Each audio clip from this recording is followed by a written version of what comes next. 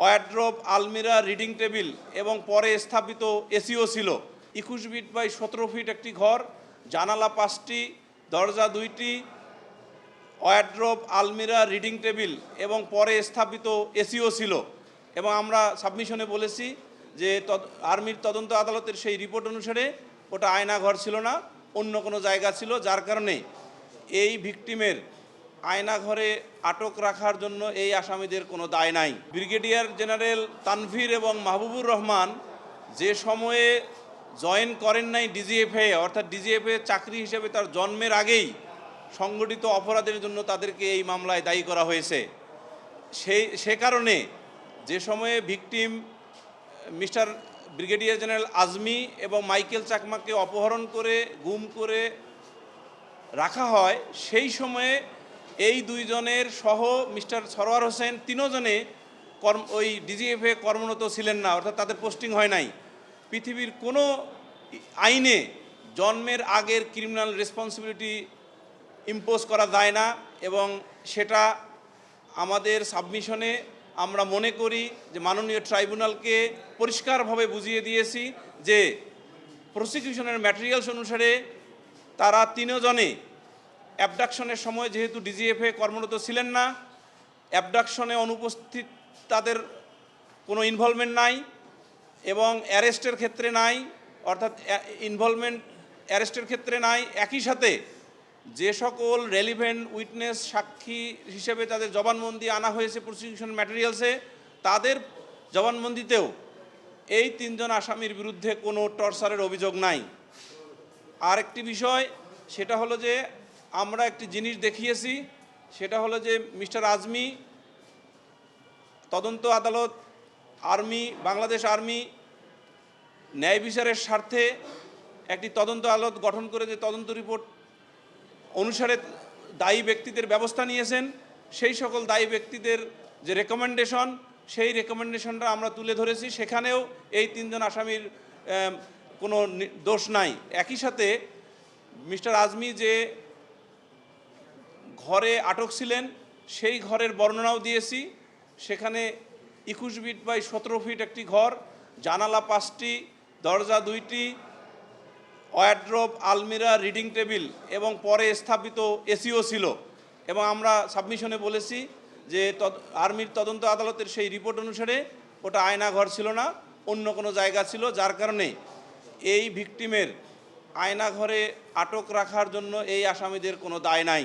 26 জনের বিষয়ে আসলে পরিষ্কার বক্তব্য হলো, প্রসিকিউশনে বলে দিয়েছে ব্রিগেডিয়ার জেনারেল তানভীর এবং মাহবুবুর রহমানের জন্য 2 জন ভিকটিম, সেখানে 26 জন আসার কোনো স্কোপ নাই। ওনারাই বলেছে আমরা এই 2 জনের জন্য, মাইকেল চাকমা এবং ব্রিগেডিয়ার জেনারেল আবদুল্লাহ আমান আজমি আর মিস্টার সরওয়ার হোসেনের জন্য 12 জন ভিকটিম। সেক্ষেত্রে ওই 26 জনের বিষয়টি আসবে না, এনা অন্যদের জন্য। আর যে প্রশ্নটির আরেকটি অংশ, সেটা হলো যে আমাদের তাদের কন্টিনিউয়েশন অফ ইলিগ্যাল কনফাইনমেন্টের ব্যাপারে আমাদের কোনো নলেজ ছিল না, কারণ ডিজিএফআই একটি হাইলি কম্পার্টমেন্টালাইজড প্রতিষ্ঠান। এই প্রতিষ্ঠানে যে ব্যক্তি যে ডিপার্টমেন্টের সাবজেক্ট, শুধু সেই ডিপার্টমেন্টে এটা কাজ করে, অর্থাৎ ডিপার্টমেন্ট বলতে ব্যুরোকে বোঝাচ্ছি, অন্য কোনো ব্যুরোর এখানে জানারও এখতিয়ার নাই, শোনারও এখতিয়ার নাই, কোনো দায়ও নাই। ফর্মাল চার্জকে ডিফেক্টিভ বলেছি এই কারণে যে বাংলাদেশ আর্মি ন্যায় বিচারের স্বার্থে যে আমার কাছে যেটা মনে হয়েছে যে তদন্ত আদালত বসিয়ে যে একটা তদন্ত রিপোর্ট করেছেন, সেই রিপোর্টে 8 জন আর্মি পার্সোনেলকে দায়ী করে সিভিয়ার পানিশমেন্টের জন্য রেকমেন্ডেশন করেছেন এবং শাস্তি দিয়েছেন। তাহলে সেই 8 জনের মধ্যে 2 জনকে এই তদন্ত আদালত আমাদের এই মামলায়, আইসিটি মামলার এই ফর্মাল চার্জে 2 জনকে আসামি করা হয় নাই। তাহলে যে তদন্ত আদালত আর্মি করে 8 জনকে আসামি পাইলেন, আর এই তদন্ত করে ফর্মাল চার্জে 2 জনকে পাইলেন না, এই কারণে আমি ডিফেক্টিভ বলেছি মাননীয় ট্রাইব্যুনালে। না, জন্মের আগে লাস্টলি মিস্টার মাহাদি যে রেফারেন্সটা দিয়েছেন, ওখানেই আপনি দেখবেন, আমি মাইনুরলি শুনেছি, উনি বলেছেন যে ডিসঅ্যাপিয়ারেন্স থেকে অ্যাবডাকশন শুরু হয়, beginning of the abduction from the disappearance. তাহলে যখন ভিকটিম, বিশেষ করে যে 2 জন এর যে ভিকটিমের কথা বললাম, প্রথম মিস্টার সরোয়ারের জন্য যে 4 জন ভিকটিমের কথা বললাম, তারা যখন ডিজেভিয়েড হয়েছে সেই সময় তো আমাদের এই 3 জন আসামি ডিজিএফে পদায়নে হয় নাই। পদায়ন না হলে তাহলে তিনি দায়ী হবেন কেন? ফর এক্সাম্পল, আপনারা যারা রেসপেক্টিভ পত্রিকায় কাজ করেন, যে পত্রিকায় নিয়োগপ্রাপ্ত হয়েছেন বা ইলেকট্রনিক মিডিয়ায়, সেই পত্রিকায় নিয়োগপ্রাপ্ত হওয়ার আগে ওই পত্রিকার কোনো নিউজ রিপোর্ট অথবা কোনো কাজের জন্য দায়ী হবেন কি না? আমার কাছে মনে হয় উত্তর হলো না। একইভাবে পৃথিবীতে মানুষ আগমনের পূর্বে, জন্মের আগে তার কোনো দায় তার কাছে চাপায়ানো হয় না, এটাই আইন। কোর্ট, মাননীয় ট্রাইব্যুনাল বলেছেন যে তদন্ত আদালতের যে বিষয়টি, এটি আমরা এই মুহূর্তে দেখব না, পরে হয়তো কনসিডার করবেন। তবে আমাদের মূল আর্গুমেন্ট ছিল যে ডিজিএফএ পদায়নের পূর্বের ঘটনা নিয়ে আমাদেরকে যে দায়ী করা হয়েছে, এইটা পৃথিবীর কোনো আইনে চলে না। কারণ এইটা আসলে আমাদের, আপনারা দেখবেন আমাদের আইসিটি এই রুলস যেটা আছে 2010 এর 37 ধারাতে যে ডিসচার্জের ইয়েটা, সেই জায়গায় চার্জ কখন ফ্রেম হবে আর কখন ডিসচার্জ হবে তার জন্য দুটো শব্দ আছে।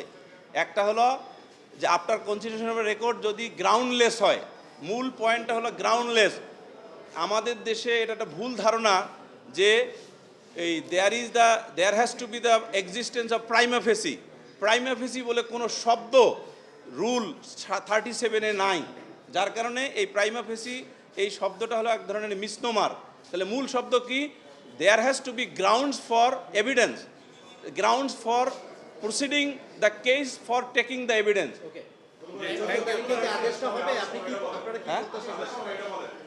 এই মামলার পরবর্তী ধার্য তারিখ নির্ধারণ করা হয়েছে আদেশের জন্য 14 ডিসেম্বর 2025। আমার প্রত্যাশা অনুযায়ী 4টে অফেন্সের 3টি অফেন্স থেকে নির্দোষভাবে ডিসচার্জ পাবো, এই আমার প্রত্যাশা। ধন্যবাদ। আমার 3 জন না, 3টে অফেন্স থেকে 3টে অফেন্স। সেটা হলো, আবারও বলি যাতে ভুল না হয়, একটা হলো অ্যারেস্ট, আটক, অ্যাবডাকশন, আর হলো টর্চার। ধন্যবাদ সকলকে।